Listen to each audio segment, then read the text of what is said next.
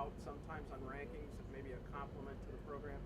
Is it possible, ranked 15th, that you guys are actually underranked?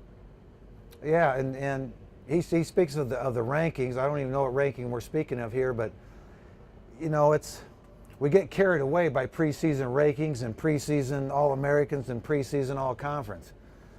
You know, that preseason award is all it is. So I really don't, and I know our players don't. It's not about, at Northern Iowa, it's not about your preseason ranking, because whether we're there or not is irrelevant.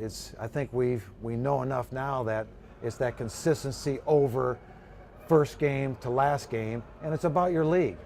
What's really hard in FCS is the rankings really are irrelevant all the way through probably the 6th, 7th game of the season, because we play Iowa and Hawaii. Other teams are playing NAIA Division II and other programs.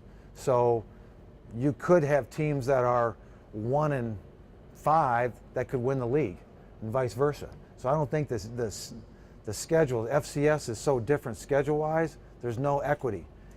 Where it becomes equals when you start playing within your league, and that story's told about halfway through the season. Well, in terms of scheduling, you've always scheduled tough at the beginning of the season. Does that help with the focus? I mean, coming out of the... Well, you come out of the chute fast, I know that, but there's a drawback to that too. You got to maintain that. We have to get this team to a very high level for the first football game. If we don't, it's going to be a long afternoon, and so we got to get to a very high level. Once you get to that level, now you got to sustain that for 12 more weeks. Very hard to do.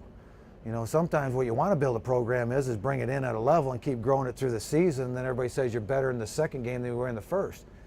We better be good in the first, or we won't have anything left in the second. So we have got to come in at a very high level, and then we've got to find a way to better that as we go through. So that's the trick. And playing well in these first games over the years has helped us.